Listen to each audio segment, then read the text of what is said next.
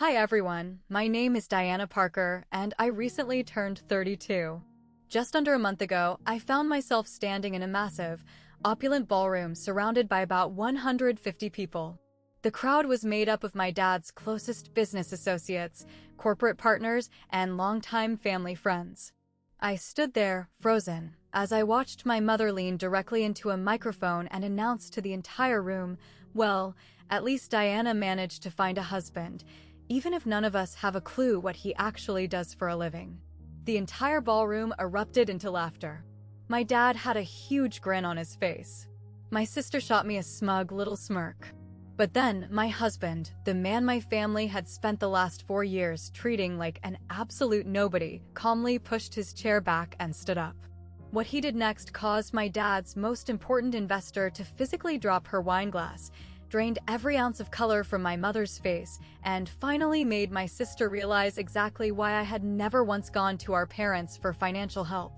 Before we dive into how this all exploded, if you end up enjoying this video, please make sure to hit that like button and subscribe to the channel.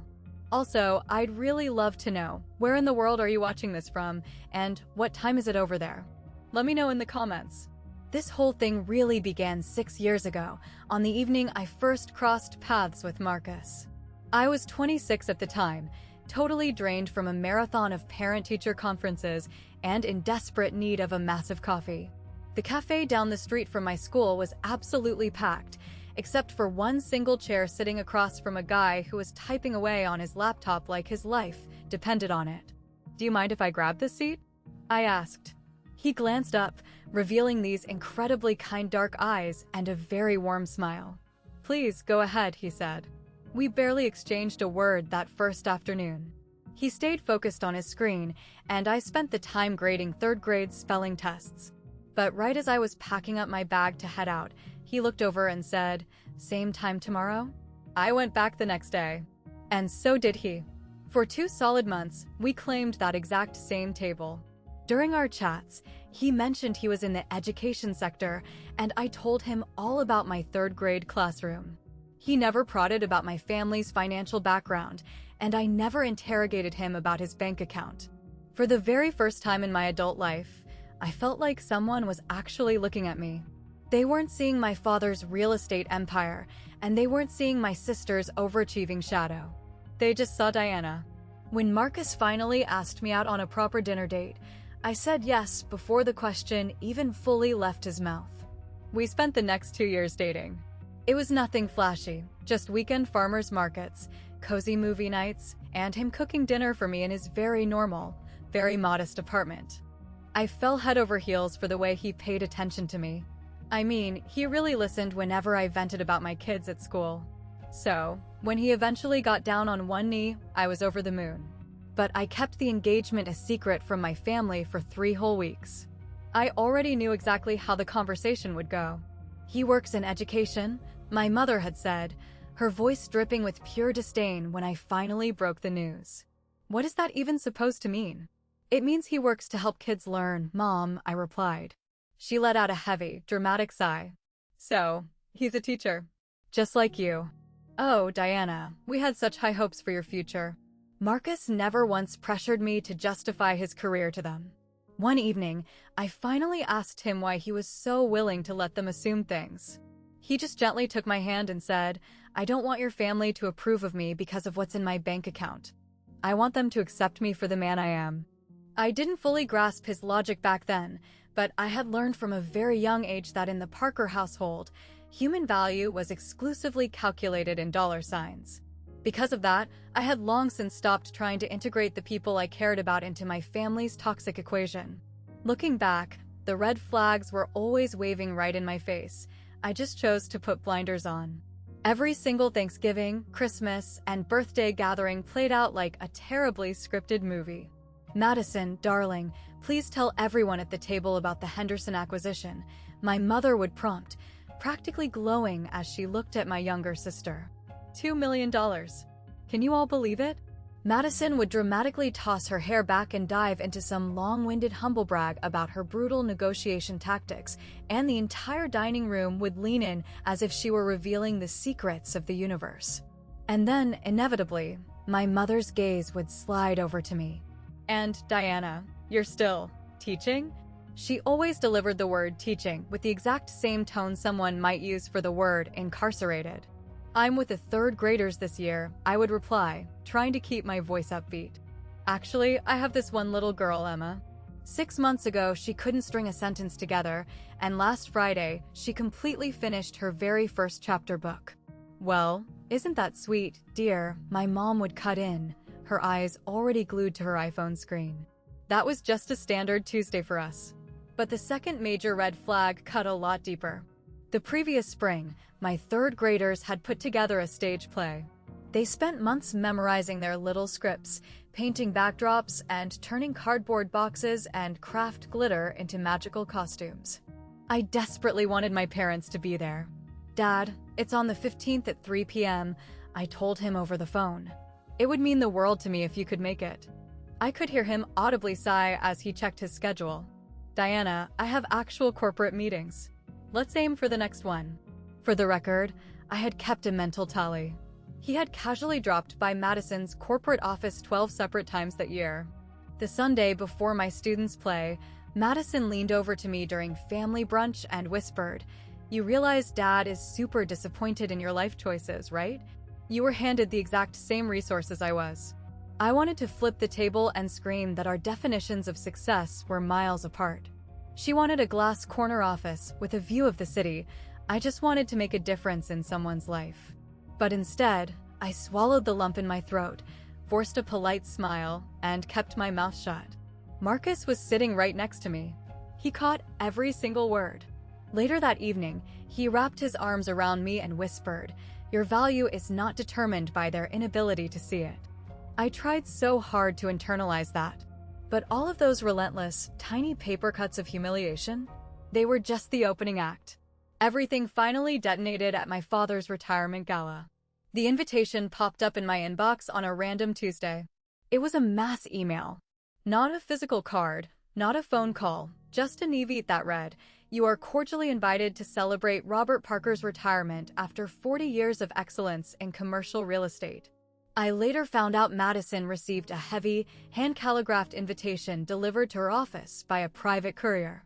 I only knew that because she immediately flaunted it on her Instagram story. My mother called me that same night. "Diana, we need to quickly go over the seating chart for the gala." "All right," I said. "You and Marcus have been assigned to table 14. I quickly pulled up the digital floor plan on my computer. Table 14 was shoved into the absolute furthest, darkest corner of the ballroom, practically touching the swinging doors of the catering kitchen. "Mom, that table is literally as far away from the main stage as physically possible." "Well, we have very high-profile guests attending," she snapped back. "The Walshes will be there. The Hendersons. People your father actually conducts serious business with." I forced the lump back down my throat. "Fine. Oh, and Diana? Please try to wear something presentable. There will be highly influential people in the room." She took a sharp breath. "And do try to refrain from talking everyone's ear off about your little classroom.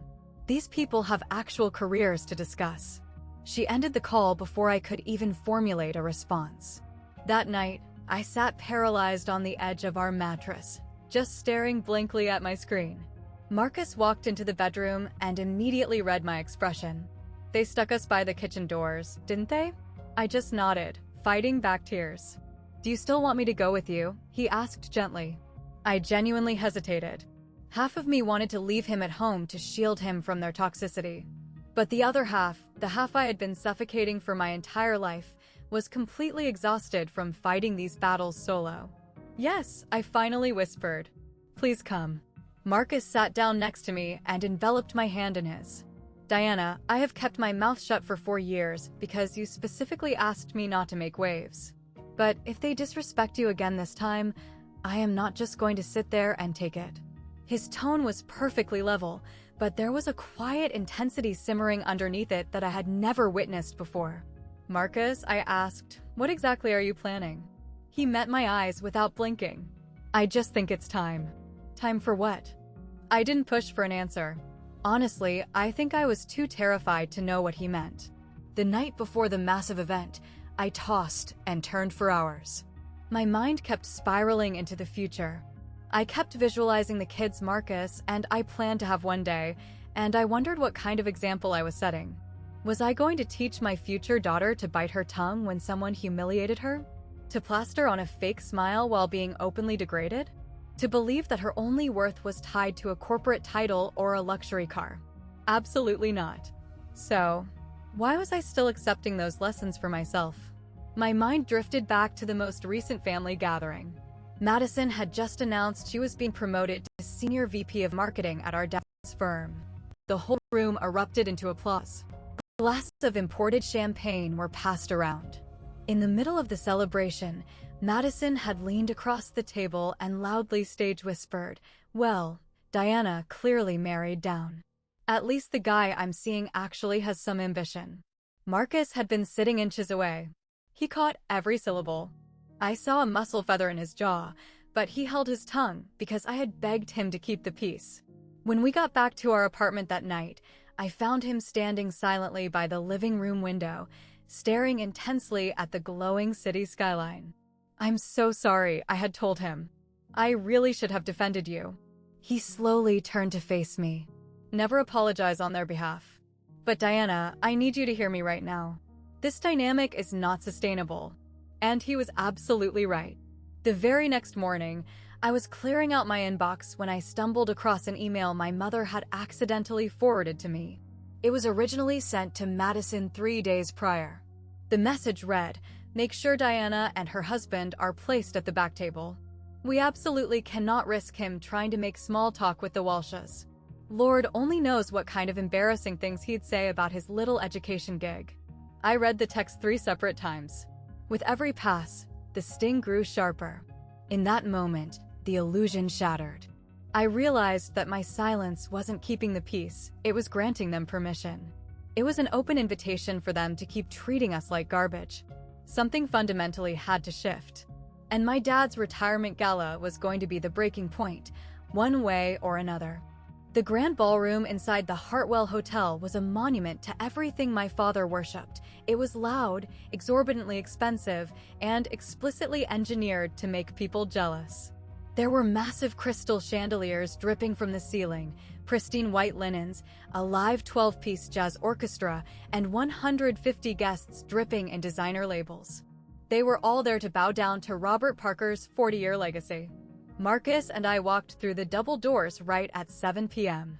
He was dressed in a sharp but unassuming navy blue suit.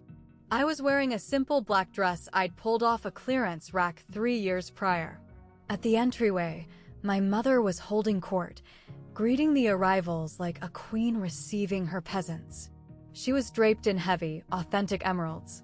"Diana," she said, offering a stiff air kiss inches from my cheek. "You actually made it." Of course I did. It's Dad's big night. Her gaze darted over my shoulder to Marcus. "And I see you brought him. My husband." "Yes." She stretched her lips into a painful, totally fake smile. "Table 14. All the way in the back." "Enjoy." "We're aware," I muttered. We navigated our way through the sea of tuxedos and gowns. I could practically feel the sideways glances burning into my back.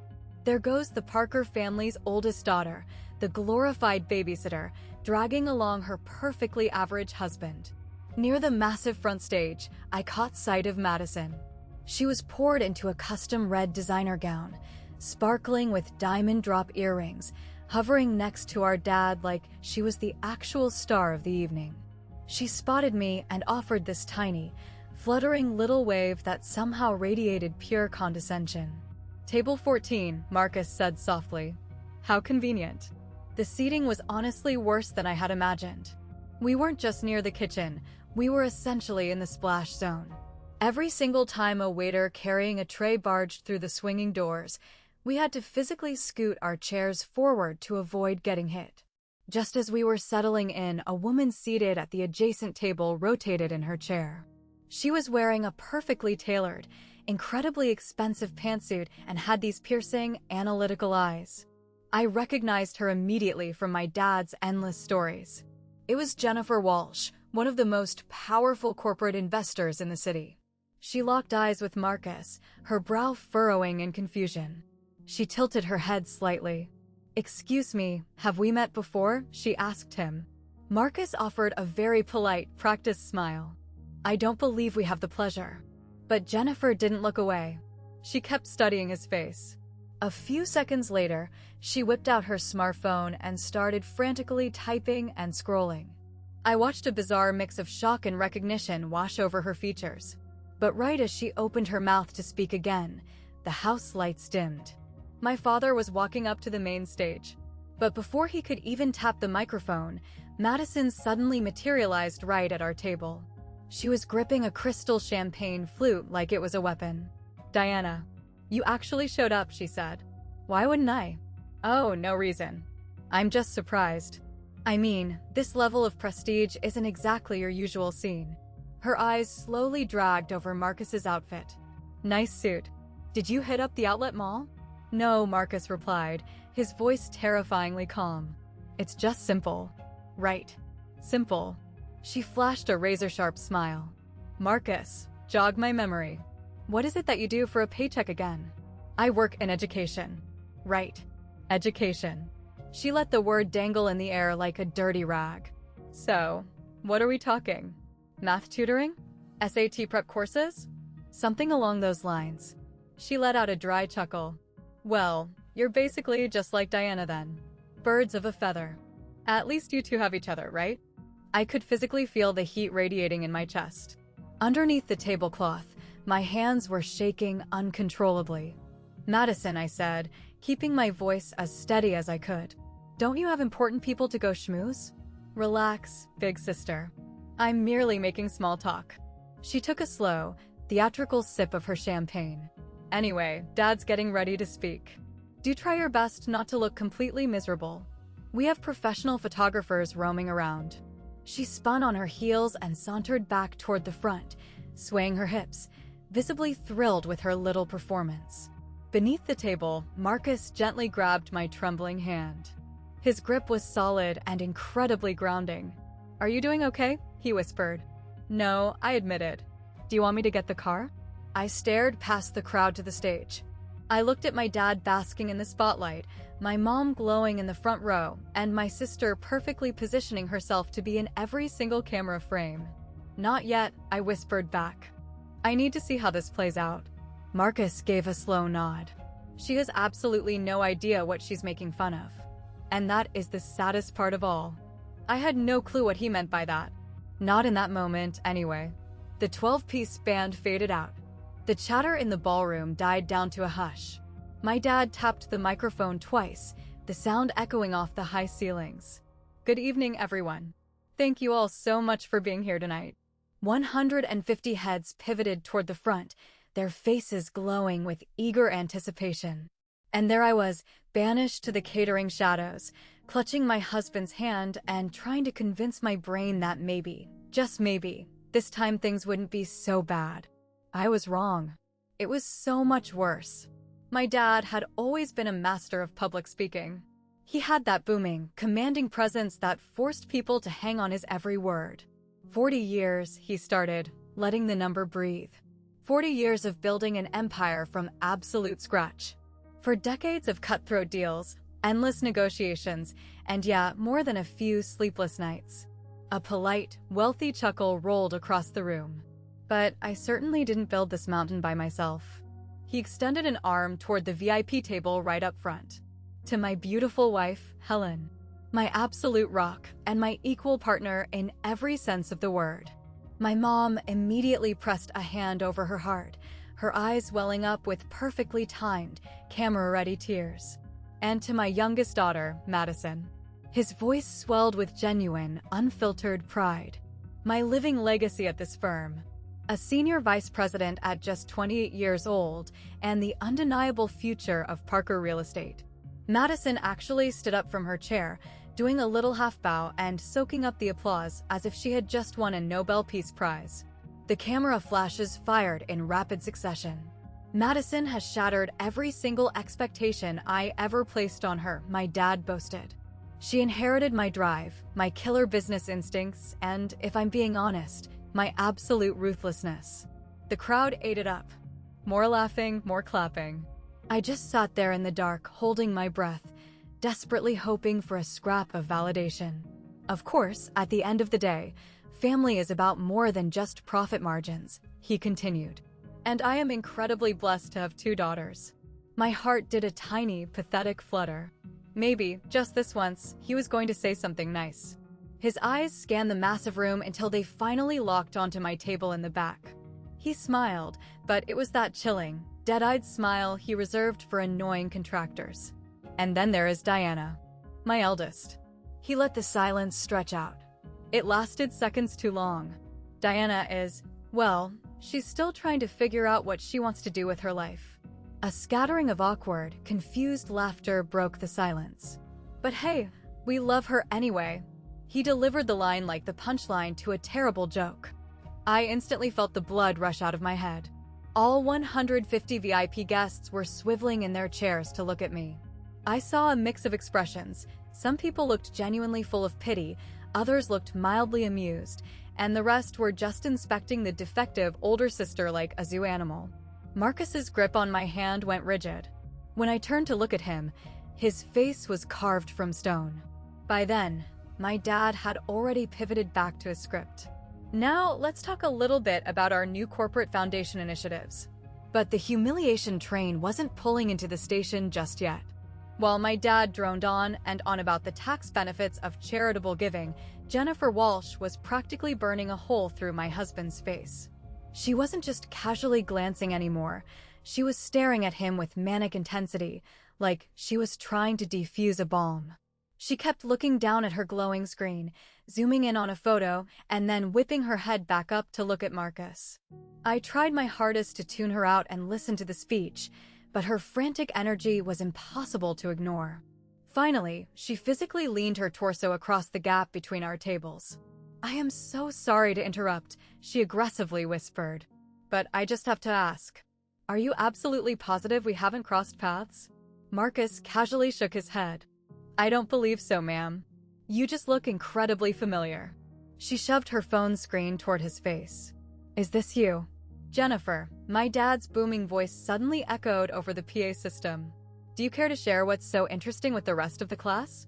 She jumped in her seat and slapped her phone face down on the table. "Oh, just catching up on some urgent emails, Robert. Please, keep going." My dad let out a booming laugh.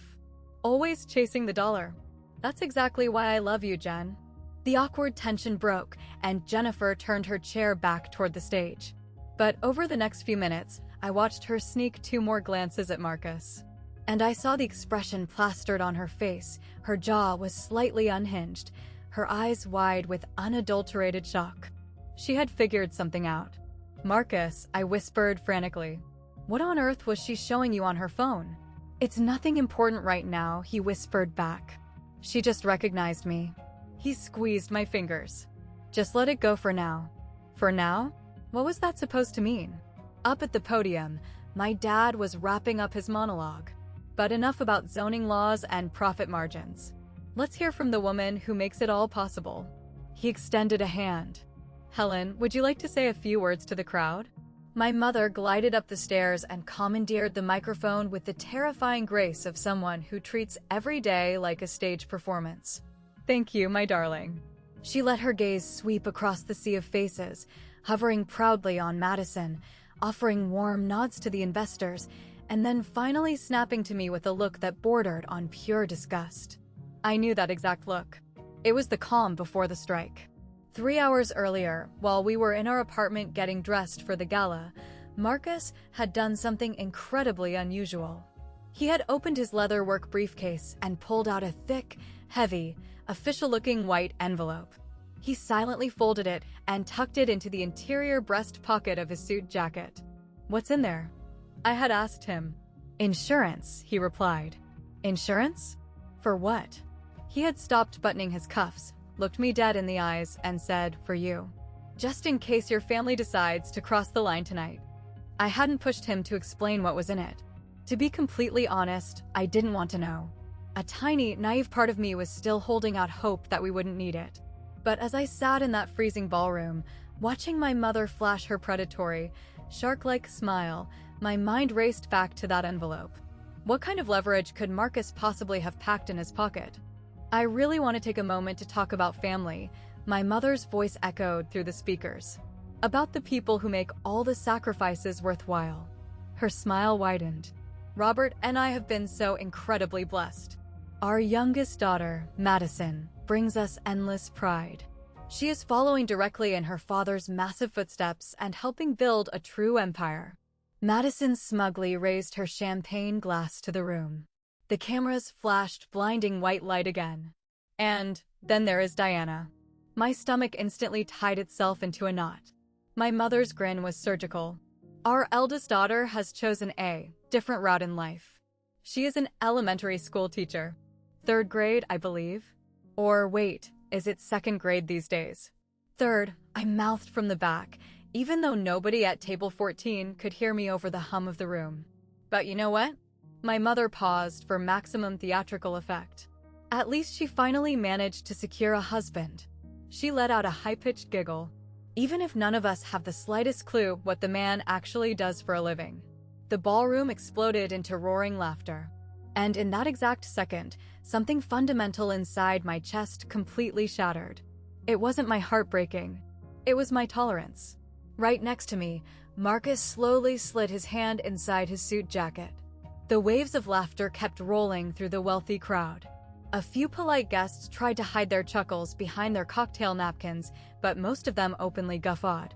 My dad stepped back up and playfully wrestled the microphone away from my mom, still laughing himself. Now, Helen, let's play nice. But his eyes were dancing.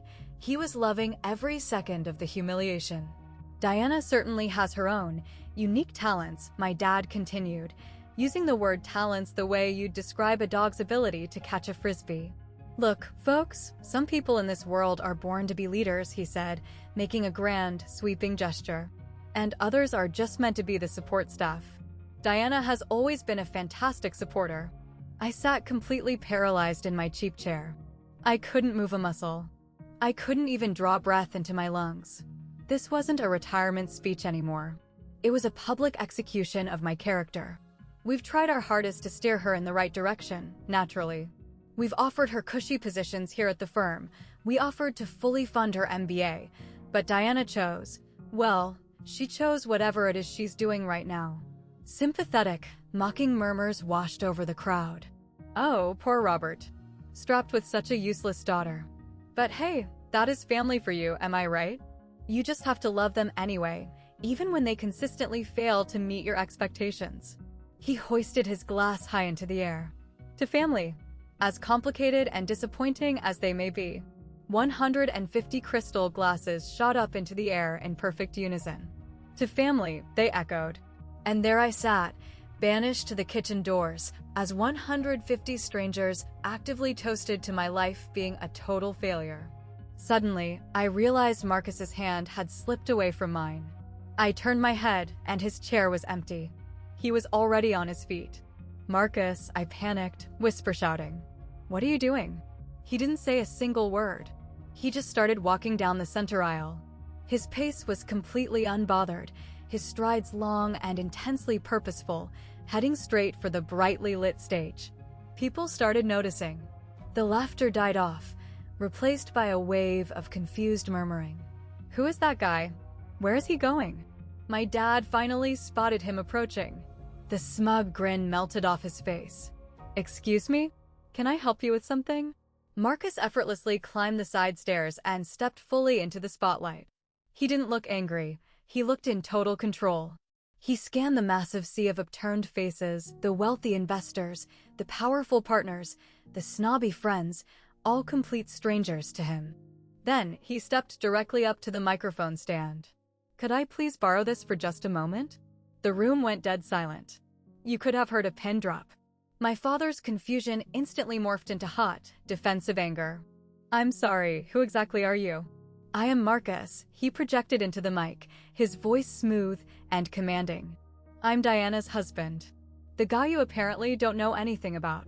A few nervous, highly uncomfortable chuckles popped in the front rows.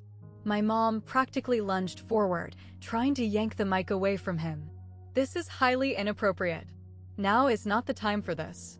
Actually, Helen, I think this is the exact right time. Marcus didn't raise his voice, but the sheer authority in his tone made her freeze in her tracks. Every syllable he spoke was sharp and calculated. My dad pasted on his fake corporate smile, trying to manage the optics. Marcus, right? Listen, buddy, why don't we step into the hallway and discuss whatever this is in private? No. The single word slammed into the room like a heavy brick. For 4 consecutive years, Marcus addressed the crowd, completely ignoring my dad. I have sat silently at the very end of your Thanksgiving tables. I have sat there and listened to your wife openly mock my chosen career. I have watched you publicly degrade your own daughter as if she is a second-class citizen. And I kept my mouth shut because Diana asked me to keep the peace. He looked past the blinding stage lights, finding my eyes all the way in the back corner. His expression softened, just for a second. But I am done staying quiet. My mom let out this high-pitched, manic laugh. This is completely absurd. Helen, someone go flag down hotel security. That won't be necessary, Marcus said, raising his palm to the room. I'm not up here to throw a tantrum. I am simply up here to properly introduce myself to your friends, seeing as my own in-laws never bothered to give me the chance. Suddenly, Madison shoved her way out of the front row, her champagne violently sloshing over the rim of her glass. This is completely psychotic. Who the hell does this loser think he is? That is a fantastic question, Marcus replied without missing a beat. Thank you so much for bringing it up. He slowly reached his hand back inside his suit jacket. My heart leaped into my throat. The envelope. But he didn't pull the paper out. Not yet. Instead, he calmly adjusted his necktie and locked eyes with the VIP tables. My full name is Marcus Smith Parker. Down at table 12, Jennifer Walsh let out a highly audible gasp. She slapped both her hands over her mouth. And I have a strong feeling, Marcus continued, his voice echoing off the crystal chandeliers, that a few of the people in this room are already quite familiar with my company. The ballroom collectively stopped breathing. Even my dad looked visibly rattled. What company? My father stammered. Marcus just smiled. But before he could drop the bomb, Madison lunged up the stairs and aggressively ripped the microphone out of the stand. Okay, cut the feed. We are done here. She physically jammed herself between Marcus and the VIPs. Diana, come drag your husband out of here. He is making an absolute fool of himself. I wasn't finished speaking, Marcus said calmly. Oh, yes you are, Madison sneered, her voice dripping with pure, unadulterated venom. Look, buddy, I get it. You're feeling super insecure because we pointed out the elephant in the room. But let's all be adults here. She spun around to face the audience, putting on a show. My sister married a guy who probably takes home less in a year than my personal assistant does. And hey, that is totally fine. Not everyone is built for success. A loud, obnoxious spray of laughter erupted from one of the dad's golf buddies in the back. Maybe he tutors high school algebra, Madison mocked, using dramatic air quotes. Maybe he grades little spelling tests. Whatever the hell working in education actually means. The point is, tonight is about celebrating my father's massive empire, not your bruised ego. So do us all a favor, take your clearance rack suit, waddle back to your little corner by the kitchen, and let the real adults finish the toast. She shoved the heavy microphone directly into Marcus's chest, fully expecting him to grab it in shame and scurry off the stage. He didn't flinch. He calmly took the mic from her hand. And then he smiled. It wasn't an arrogant smirk. It wasn't malicious. It was just the serene smile of a man holding a royal flush. You are absolutely correct, Marcus said, his voice echoing loudly again. Tonight was not supposed to be about me. But it became my business the exact second your family decided to publicly humiliate my wife in front of 150 of your closest friends. Madison aggressively rolled her eyes. Oh my God, cue the violins. I do work in the education sector, Marcus continued, acting as if Madison didn't even exist. You are completely right about that. But I don't grade spelling tests. And I definitely don't tutor algebra. He paused. He let the dead silence stretch until it was almost unbearable. I build integrated educational tech platforms. I develop software ecosystems that help millions of underprivileged children learn how to read. In the front row, Jennifer Walsh was nodding her head so fast it looked like it was going to pop off. I knew it, she stage whispered into the quiet room. I absolutely knew I recognized his face. Madison's smug little smirk finally started to crack. What the hell are you babbling about? The company I built, Marcus said, his voice booming with authority, is called EDU Spark. A collective, deafening gasp sucked the air out of the room. And in a fraction of a second, the entire power dynamic of my family shifted forever. Okay, I need to take a quick timeout right here. I know a lot of you are probably screaming at your phones or monitors right now, because trust me, I was screaming internally when this was happening. If you are as invested in this chaotic family drama as I was living it, please hit that like button. It genuinely helps the channel. And I have a serious question for you guys. Have you ever been publicly embarrassed or humiliated by your own toxic family members? Let me know down in the comments, because what Marcus did next, I promise you, I couldn't have predicted it in a million years. Alright, let's get back to that ballroom. The word EDU Spark ripped through the elite crowd like a massive electrical surge. I literally watched the shockwave hit people in real time. First, there was total confusion. Then, dawning realization. Then, absolute hysteria. A guy sitting at table 3 whipped out his phone, rapidly typed something into Google, and shoved the screen in his wife's face. Her jaw unhinged. A wealthy socialite near the front pressed both hands flat against her chest. Jennifer Walsh didn't even bother staying in her seat. She shot straight up to her feet. "Robert," she yelled toward the stage. "Do you have absolutely any clue who is standing next to you?" My dad looked like a deer staring down an 18-wheeler. What? EDU Spark?" Jennifer shouted, her voice shrill with disbelief. The massive edtech conglomerate. They were just officially valued at $200 million. He was literally the cover story for Forbes magazine 3 months ago. The frantic whispering exploded into a chaotic roar. 200 million. The cover of Forbes. Madison's face had violently transitioned from an arrogant sneer to total confusion, and finally landed on absolute, suffocating horror. That is physically impossible. "I can promise you," Marcus said, completely unruffled. "It is very much possible." My mom frantically dug her manicured nails into my dad's tuxedo sleeve. "Robert, did you know anything about this?" Of course I didn't know.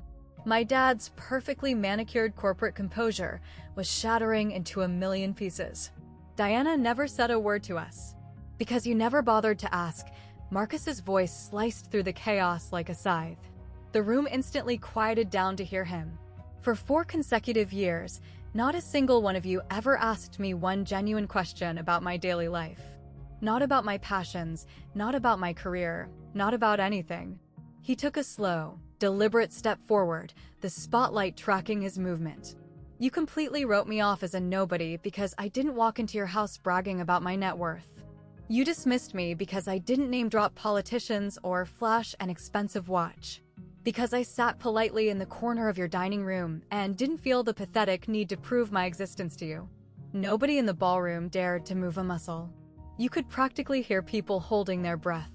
Last year, Forbes named me to their 30 under 30-foot list for educational innovators. I have sat down for live interviews on CNN, MSNBC, and the front page of the Wall Street Journal. I routinely have lunch with sitting state senators, and I have personally shaken hands with 2 former U.S. presidents." He slowly rotated his head to look directly into Madison's terrified eyes. "I assure you, Madison, I take home a bit more than your personal assistant. But even if I was completely broke, it still would not justify the vile garbage you just said about my wife." Jennifer Walsh aggressively pushed her way past the VIP tables, marching right up to the edge of the stage. "I knew I recognized you. I read the massive spread on you in TechCrunch last summer.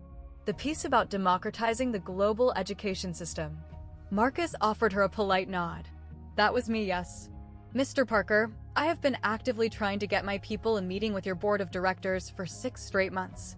She violently spun around, pointing an accusatory finger directly at my dad's chest. "Robert, you have been begging me to pivot your portfolio into the edtech space. The golden goose was sitting at your damn Thanksgiving table this whole time. My dad's face was a horrifying mask of greed and sheer panic. We never realized. Because you never once lowered yourself to find out, Marcus interrupted. Then, Marcus finally reached inside his jacket. He pulled out the crisp, white envelope. But flexing my net worth isn't why I walked up here tonight. He ripped the seal open and pulled out a thick, legally bound document. This paper right here, Marcus announced, holding it up to the lights, is a legally binding contract. It is a $5 million charitable grant, fully funded by EDU Spark, designed to rebuild the STEM programs in underprivileged public schools all across the state of Massachusetts. $5 million. The staggering number sent another violent ripple of gasps through the wealthy crowd. And the very first recipient of this funding. Marcus looked out across the 150 people and found me standing by the kitchen doors. His eyes were shining with unfiltered emotion. Is Lincoln Elementary? Diana's school. Hot tears immediately started streaming down my cheeks. And it wasn't because of the massive amount of money. It wasn't about the sudden prestige or the shock value. I was crying because, for the first time in my 32 years on this earth, someone was standing on a stage in front of my abusers and boldly declaring, Diana matters. My wife, Marcus continued, his voice projecting raw passion, spends her days teaching children who come from absolute nothing. She shows up every single morning to fight for the kids that the rest of society completely threw away. She drains her own modest bank account to buy them basic school supplies. She stays at her desk hours after the bell rings just to help a little girl learn how to read a chapter book. His voice caught slightly, thick with emotion. She actively changes the world.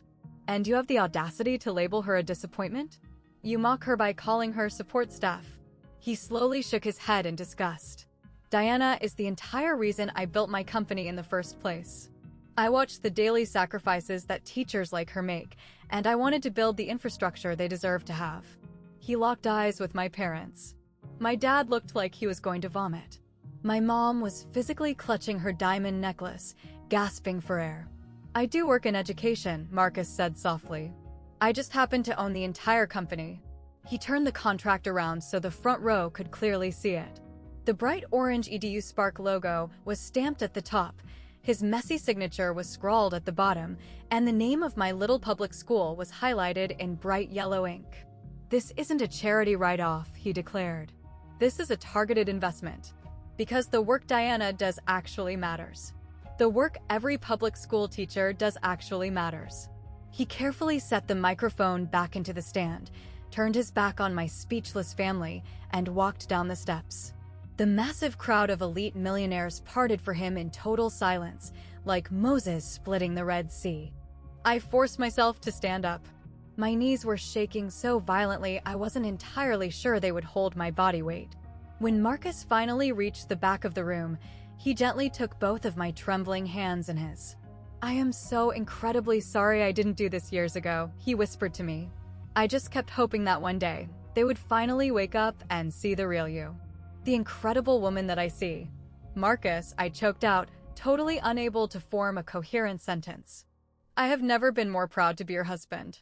Right behind us, I heard the rapid clicking of high heels. I turned to see my mother running toward us, her voice vibrating with manic desperation. Diana. Honey, sweetie, why on earth didn't you just tell us? And right there, hanging in the dead air, was the single question that beautifully summarized every single thing wrong with my family's toxic foundation. I slowly turned around to face her. My dad had trailed behind her, looking completely paralyzed by the loss of his reputation. Madison hadn't followed them. She was currently trying to melt into the wallpaper near the bar, humiliated beyond repair. Would it have actually changed anything? I asked her, my voice deadpan.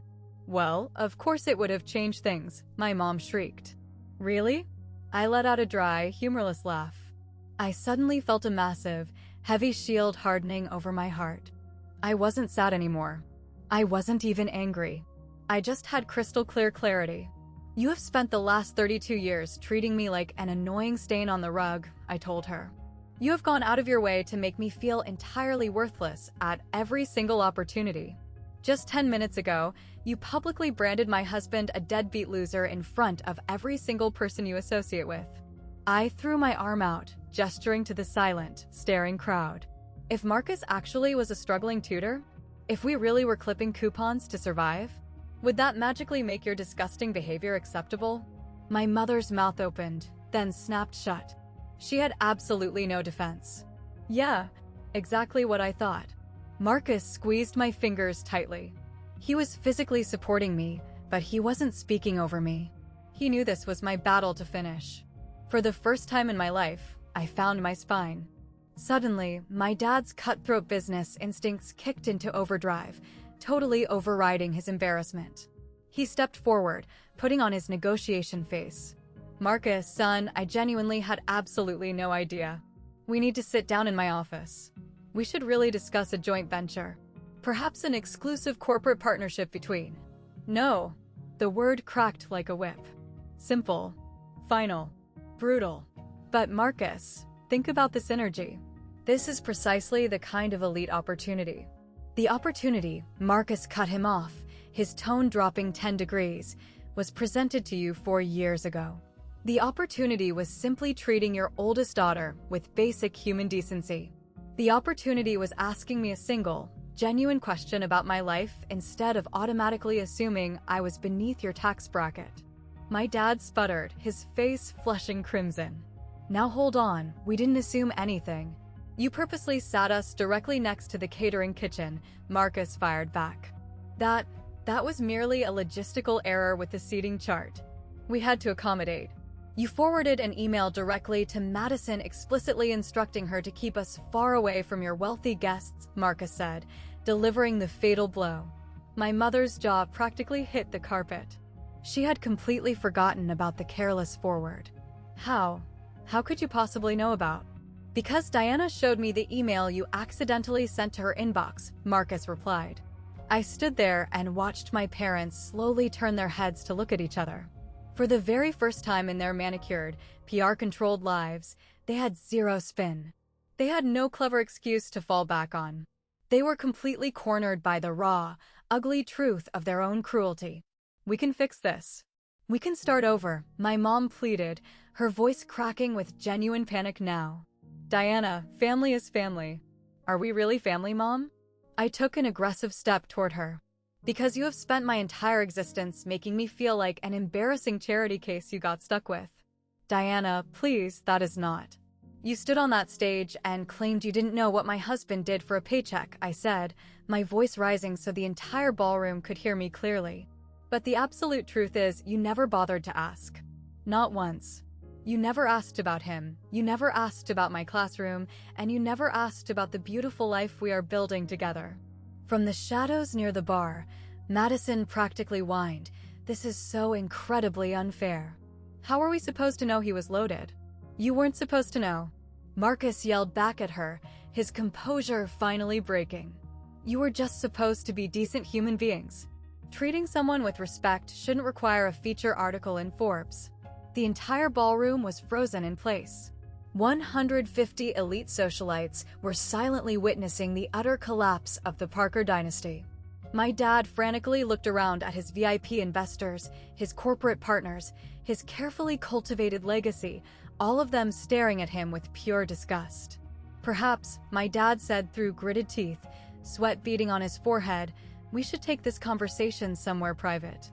No, I said, my voice ringing out clear as a bell.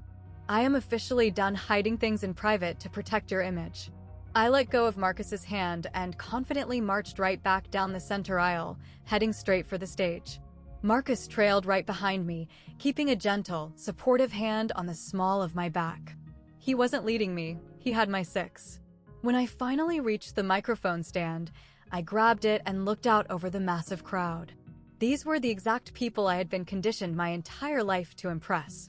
I had been taught to perform for them, to bend over backward, to never embarrass the family name. And in that moment, I realized my performance was permanently canceled. My name is Diana Parker, I announced into the mic, the disappointing oldest daughter. A tiny, nervous ripple of laughter echoed from the back. For 32 painful years, I have bent over backward to earn my parents' conditional approval. I chose a career path that I am incredibly passionate about, and they publicly branded my life a total waste. I married a man who treats me like absolute gold, and they publicly labeled him a deadbeat nobody.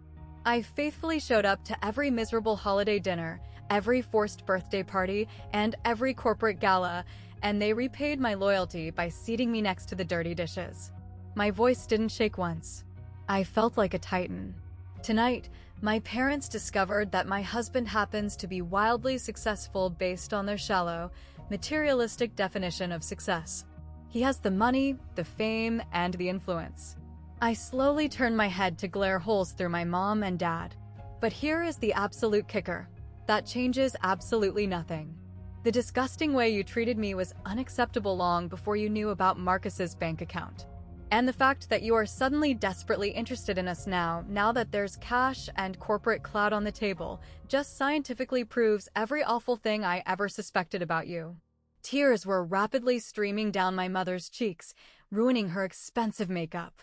Were they real tears of regret? Or just fake tears for the audience?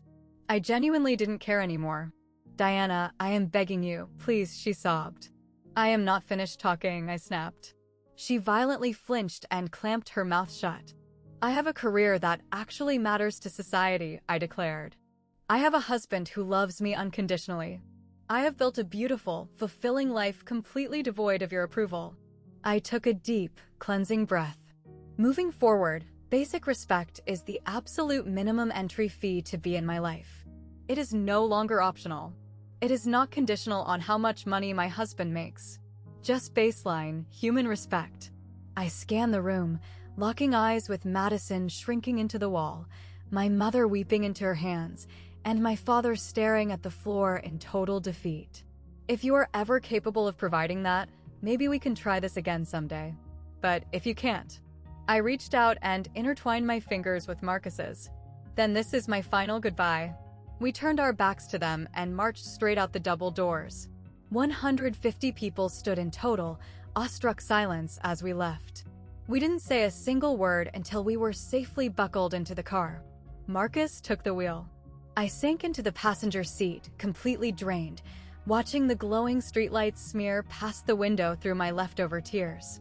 "Are you doing okay?" he finally asked, his voice soft. "Honestly, I have no idea." I aggressively wiped my cheeks with my sleeve. "I just feel totally empty. Like I've been dragging around this massive boulder my entire life, and I finally just dropped it." "That feeling isn't emptiness," he smiled gently. "That feeling is being light." I let out a wet, exhausted laugh. My cell phone had been violently vibrating in my purse since the second we walked out of the hotel. I finally pulled it out. 23 missed calls. 14 of them were from my mom, 6 from my dad, and 3 from Madison. The voicemails were stacking up. I hit play on my mother's first message on speakerphone. Sniffling, "Honey, please, turn the car around. This was all just a massive misunderstanding. We just need to sit down and talk." A misunderstanding. Right. Like she accidentally bumped into me, rather than publicly humiliating my marriage. My dad's voicemail was much more direct. "Listen, Diana. Marcus seems like a really brilliant guy. Let's get a steak dinner on the calendar this week. I have some incredible real estate integration ideas about." I furiously tapped the delete button before he could even finish pitching his gross business proposition. Madison's text message was, predictably, the most tone-deaf. I read it out loud to Marcus. "I literally cannot believe you hid his money from us. You embarrassed Dad on his big night. You are so unbelievably selfish." Marcus just slowly shook his head, keeping his eyes on the dark road. Selfish. She just watched her parents' empire implode, and she still genuinely believes she's the victim. "Of course she does," I sighed. I completely powered down my phone and tossed it into the back seat. Let the silence finally wash over us. "Do you regret it?" I asked him quietly. "Playing the long game? Staying quiet for 4 years." He paused, thinking it over. "Sometimes," he admitted, reaching across the center console to hold my hand. "But I didn't stay quiet for their sake. I did it because you begged me to. For you. I know. But tonight." I stared out at the dark road stretching ahead. I finally thought about my mother's absolute shock.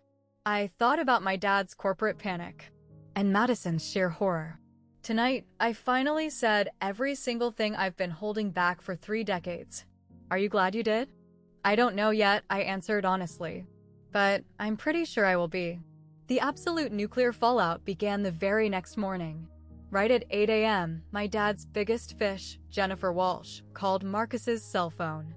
I stood silently in the kitchen, brewing coffee, and listened to the conversation on speaker. "Marcus, I just wanted to formally apologize for the absolute circus last night," she said, her tone completely professional.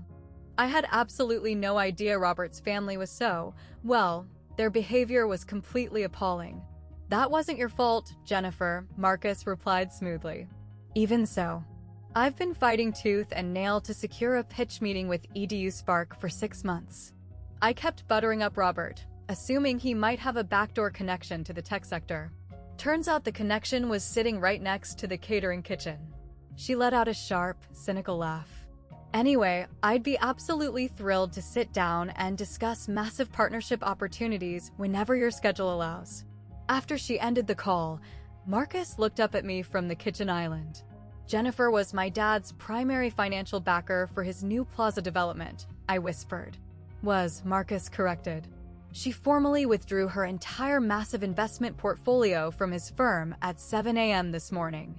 A part of me felt like I should be guilty. But honestly, I didn't feel an ounce of remorse. I didn't feel victorious either. I just felt detached. Over the next 7 days, the ballroom gossip ripped through the elite Boston financial sector like a hurricane. The story was everywhere.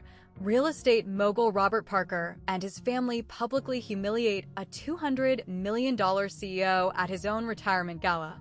And it wasn't just some random startup guy. It was a celebrated tech prodigy who had been profiled on CNN. The public optics were catastrophic. 2 massive commercial deals my father had been aggressively courting for nearly a year suddenly evaporated into thin air. The rival firms officially cited severe concerns regarding executive judgment and corporate reputational alignment. It turns out, in the cutthroat business world, your reputation is your ultimate currency. Overnight, my dad's account was bankrupt.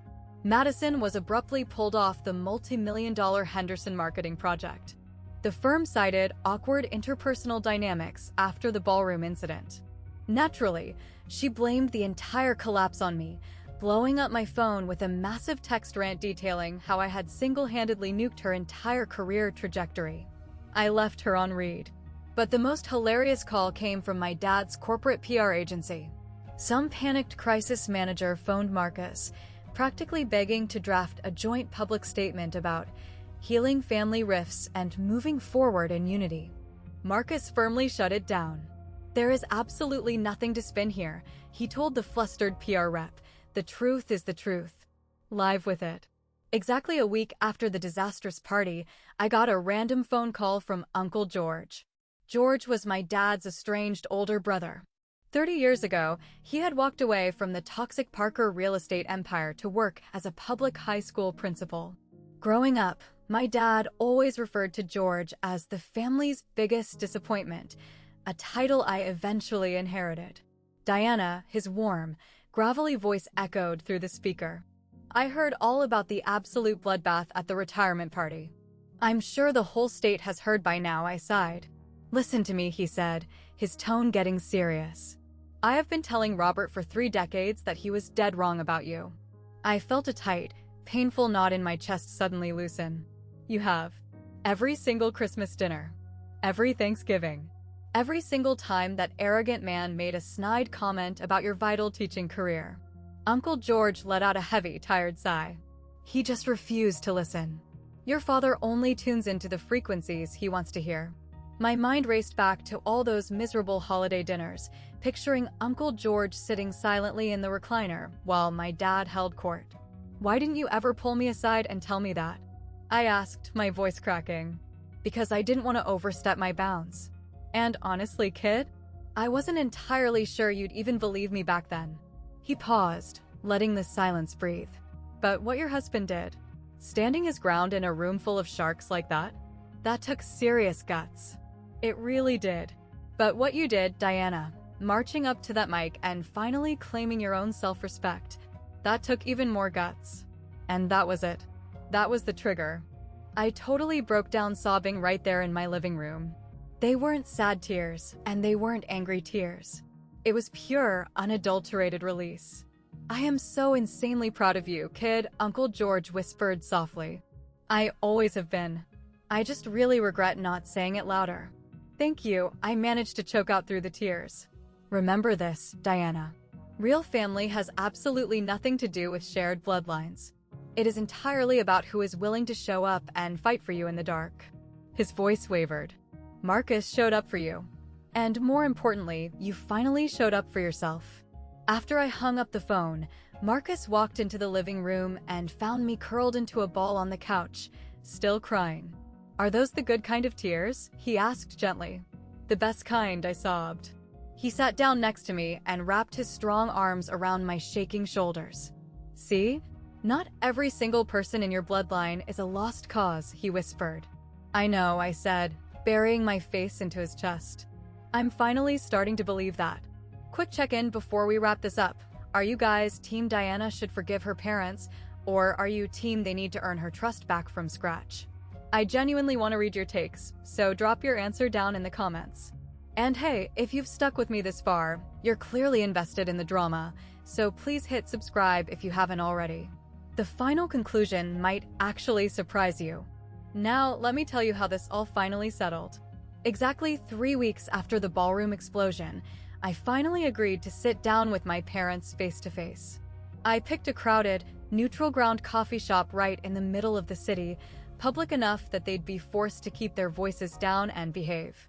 They were already sitting at a corner booth when I walked in. They looked fundamentally different. Older. Deflated. My dad was wearing a simple cotton polo shirt instead of his intimidating power suits. My mom wasn't wearing a single piece of flashy jewelry. I slid into the booth across from them. Marcus had offered to sit right by my side, but I told him I needed to handle this solo. This was my closure. "Thank you so much for agreeing to see us," my dad said. His voice was stiff, heavily rehearsed, lacking all its usual boom. "Thank you for honoring my boundaries regarding the location," I replied coldly. A suffocating, awkward silence hung over the coffee mugs. They nervously glanced at each other. "Diana." My mom finally started, wringing her hands together. We want to completely start over." "Starting over requires you to verbally acknowledge exactly what you did wrong," I fired back, not giving an inch. Another brutal pause. We were very hard on you over the years," my dad admitted, staring at his black coffee. "But it was only because we wanted bigger things for you." "No." I kept my tone perfectly level, totally devoid of emotion. "You were abusive to me because my life didn't fit into your shallow definition of a successful brand. There is a massive difference." My mother's eyes instantly welled up with tears. "Diana, we just wanted you to have financial security. A stable, protected future." "I have ultimate security. I have perfect stability," I said firmly. "It just isn't the flashy kind you respect." "We do respect you, sweetheart," my mom pleaded. I held up my palm like a stop sign. "You stood in front of 150 VIPs and called the man I love a deadbeat nobody. You intentionally banished us to the kitchen doors. You actively forwarded emails coordinating how to hide us from your wealthy friends so we wouldn't embarrass you." She literally choked on her breath. She had absolutely no counterargument. "Look, I am not sitting here demanding some groveling apology," I continued, staring them both down. "Words are incredibly cheap. What I am demanding is permanent, fundamental change." "What exact kind of change are we talking about here?" my dad asked, looking desperate. "Basic human respect. I want genuine questions about my life. I want actual interest in my career and my marriage, and not just when it financially benefits your firm." I looked back and forth between them. "I am willing to grant you one single chance to be in my life. But it comes with massive conditions. Respect comes first. Always. The second you slip up, I am gone permanently." My mother nodded so frantically I thought her neck would snap. My dad heavily cleared his throat. "We can abide by those rules," he said quietly. "We'll see," I replied, grabbing my purse and standing up. Later that exact same night, Marcus and I were sitting out on our apartment balcony. The gorgeous city skyline was sparkling below us, and we were working our way through a half-empty bottle of red wine. "So, how are you feeling?" he asked, swirling his glass. I really took a moment to sit with the question. "I feel like I'm finally, truly starting over. But not starting over with them. Starting over with myself." He nodded in understanding. "Do you have any regrets about how it went down?" "My only regret is that I waited 32 years to do it." I leaned my head onto his shoulder, soaking in his grounding warmth. "You want to know the craziest part of all this? Tell me." For my entire life, I was utterly convinced that I needed their validation to be happy. I thought I needed them to tell me I mattered. But sitting here right now, I finally realized that I have always mattered. I just needed to look in the mirror and believe it myself. Marcus gently kissed the crown of my head. "You have completely altered the trajectory of thousands of young children's lives. You show up in the trenches every single morning for kids that the system totally abandoned. That matters more than any corporate real estate deal." "I know," I whispered into the cool night air. And for the very first time, I genuinely, truly believed it. We just sat there on the balcony in perfect, peaceful silence for a long time. The faint sounds of the Boston streets drifted up to us, the distant hum of traffic, the muffled sound of a dog barking, the faint echo of someone laughing. "So, what's the plan for tomorrow?" Marcus asked, wrapping his arm around me. I couldn't help but smile. A real, authentic smile. "We keep building the STEM program at my school. We keep building our life. We just handle whatever the universe throws at us." I looked up into his eyes. "But we do it together." I thought about my amazing third-grade students. I thought about little Emma, finally proudly reading her chapter books. I thought about the massive $5 million tech grant that was about to absolutely revolutionize our crumbling district. I thought about this incredible, peaceful life I had built with my own two hands and my own massive heart. And briefly, I thought about my parents. Maybe this brutal reality check would finally force them to change. Or maybe they would just revert to their toxic ways. But honestly, it didn't matter anymore. Because either way, my days of begging for their validation were officially over. The people who genuinely love you will never force you to prove your worth to them. They will just naturally celebrate it. Marcus had patiently spent 4 years teaching me that lesson. And now I was finally fully capable of teaching it to myself. "You know what, Marcus?" I whispered. "What's that?" I beamed up at him. "I really think I'm going to be perfectly okay. And for the very first time in 32 years. I absolutely meant it." And guys, that is my entire story. Thank you so much for sticking with me until the very end. If my journey resonated with you at all, or if you have ever felt completely invisible to the people who were supposed to love you the most, please hear me when I say this. Your self-worth is never, ever up for debate. If you enjoyed this wild ride, please hit that subscribe button and make sure to check out the other crazy stories linked down in the description below. I would absolutely love to hear your thoughts in the comments. What would you have done if you were in my shoes at that gala? Let me know, and I'll see you all in the next video.